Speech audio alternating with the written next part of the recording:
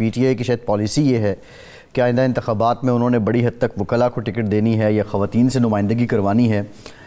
کیا بیرسٹر گوہر علی خان کی نامزدگی اسی سلسلے کی کڑی ہے؟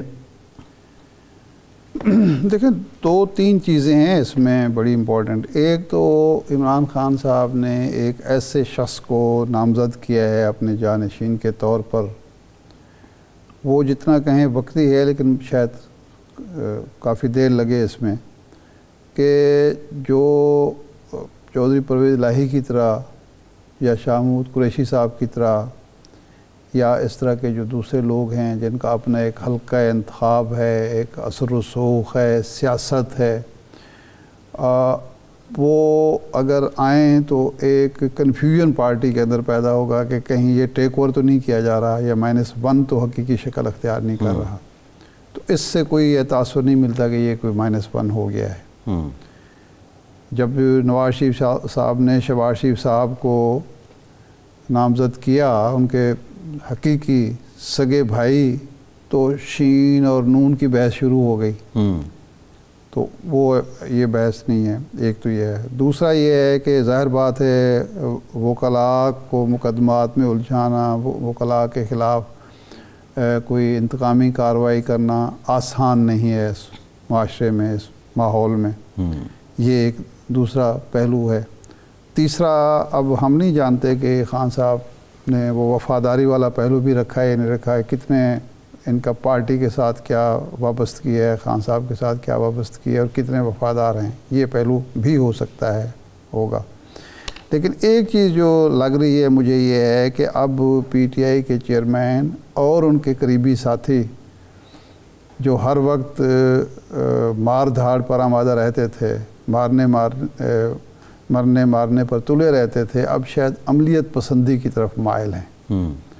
اور یہ ان سب لوگوں کے لیے بھی سبق ہے جو توازن برقرار نہیں رکھتے اپنی پالیسیوں میں، لیکن ان کے لیے بھی سبق ہے جو آج فیصلہ ہوا ہے. میں اس کے تناظر میں بھی اس کو دیکھ رہا ہوں، وہ جو اسلام آباد ہائی کورٹ کا، کہ یہ جو سیاسی کیسز اور سیاسی مقدمات بنتے ہیں ان کا بالآخر انجام کیا ہوتا ہے، سوائے اس کے کہ سیاست آلودہ ہوتی ہے، مخالفتیں اور دشمنیاں جنم لیتی ہیں، قومی وقت اور سرمایہ ضائع ہوتا ہے، قوم کے اندر ایک تقسیم پیدا ہوتی ہے، اور ہم 1 2 سال 3 سال 4 سال کے بعد پھر اسی جگہ پہ کھڑے ہوتے ہیں جہاں سے ہم نے سفر کا آغاز کیا ہوتا ہے. وہ دائروں کا سفر جو پاشا صاحب نے کی ہے. اچھا ارشاد صاحب، جی بیرسٹر گوہر علی خان جو آپ نے پہلو بتائے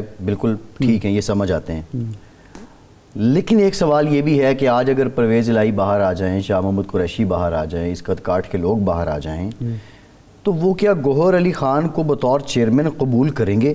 کیا ہمارا یہ سیاسی کلچر ہے، یا یہ نامزدگی ودن پارٹی ایک نئی رفٹ ڈال دے گی اگر یہ لوگ باہر آئیں، یہ پلے کریں گراؤنڈ میں؟ تو نہیں، اس 2 نظر آتی ہیں. بظاہر یہ ہے کہ خواہ وہ شاہ محمود قریشی صاحب ہوں، خواہ جناب پرویز الہی صاحب ہوں، میرا خیال یہ ہے کہ وہ خان صاحب کے ساتھ، بلکہ کئی اور لوگ بھی جو جیلوں میں ہیں، وہ خان صاحب کے ساتھ ہی اگر باہر آئیں گے تو آئیں گے.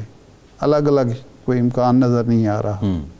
ایک بات. دوسرا یہ ہے کہ ان کے جو یہ ایک خانہ پوری ہے الیکشن کے لیے، جو آپ نے کاغذات جمع کرانے ہیں، حجت تمام کی ہے، الیکشن کمیشن کا فیصلہ ہے، سامنے رکھنے ہیں، ان میں یہ ہوگا. اب پرسوں پتہ چلے گا، ہفتے والے دن جب الیکشن ہوں گے، کہ وائس چیئرمین کون ہے، صدر کون ہے، باقی عہدوں پر کن کو نامزد کیا جاتا ہے. کیا شاہ محمود صاحب ہوں گے، پرویز الہی صاحب ہوں گے، اور لوگ ہوں گے، یا ان کی جگہ پہ بھی اسی طرح خانہ پوری کی جائے گی؟ یہ خانہ پوری ہے.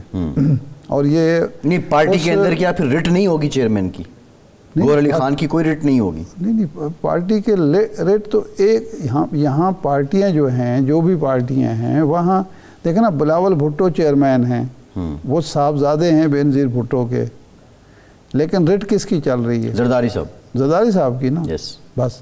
تو یہاں پارٹیاں نہیں ہیں، یہ بیسیکلی پارٹی بنانے کی ایک پارٹی ہے جہاں الیکشن ہوتے ہیں جماعت اسلامی اس کو لوگ گھاس نہیں ڈالتے، کیونکہ یہ ہمارے معاشرے کا المیہ ہے جی کہ یہاں پارٹی کو نہ ووٹ ملتا ہے، نہ پارٹی کی کوئی پرواہ کی جاتی ہے، اور نہ ہی جمہوریت کی اصل روح یہاں پہ قائم ہے، لوگ عوام بھی نہیں۔ یہ صرف یہ نہیں ہے کہ وہ جی نواز شریف صاحب اس کے ذمہ دار ہیں یا زرداری صاحب ذمہ دار ہیں یا بھٹو صاحب ذمہ دار، عوام کا ذہن بھی یہی ہے، ہم ذہنی طور پر بھی شخصیات کے غلام ہیں، تابع دار ہیں، اور شخصیات پر ہی نظر رکھتے ہیں۔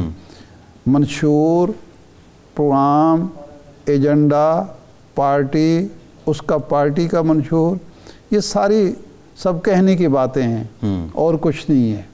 یہ ہے جس کی وجہ سے جمہوریت، دیکھیں نا 342 ارکان کی اسمبلی ہوتی ہے، لیکن ایک آدمی جس کا نام جس کو وزیر اعظم نامزد کر دیا جاتا ہے، نہ وزیر اس کے سامنے بول رہے ہوتے ہیں، نہ وہ ارکان اسمبلی جو 1,70,000 1.5 لاکھ ووٹ لے کر آتے ہیں۔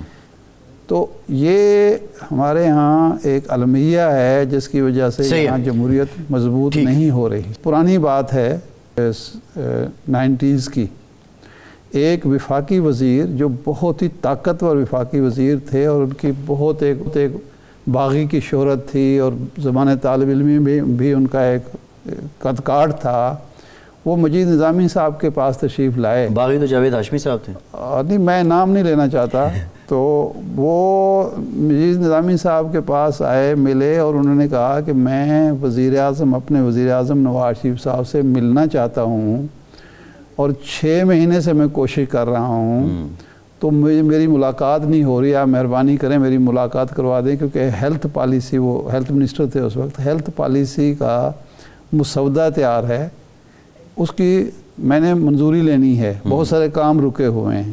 تو انہوں نے کہا کہ آپ کیبنٹ میٹنگ میں یہ بات کر سکتے ہیں، انہوں نے کہا 6 مہینے سے کیبنٹ میٹنگ ہی نہیں ہوئی۔ جی تو یہ ہوتی ہے پارٹیز کے اندر، پارلیمنٹ کے اندر، حکومت کے اندر وزراء کی اہمیت۔ صحیح ہے، اور تو یہ تو خانہ پوری ہے۔ اچھا ارشاد صاحب، اب پیپلز پارٹی 2-4 دن ہم نے بھی اس معاملے کو خاصا اس پہ بڑے تبصرے تجزیے کیے، اور ابھی تک جو بظاہر سارے ڈاٹس کنیکٹ کریں تو آصف زرداری صاحب اور بلاول صاحب کا اختلاف حقیقی معلوم ہوتا ہے۔ بہرحال دبئی گئے، بیٹے نے باپ کو منایا یا باپ نے بیٹے کو منایا، دونوں کوئٹہ پہنچ چکے ہیں، زرداری صاحب بھی اور بلاول صاحب بھی، اور اطلاع یہ ہے کہ کل یوم تاسیس کے جلسے میں دونوں شرکت کریں گے۔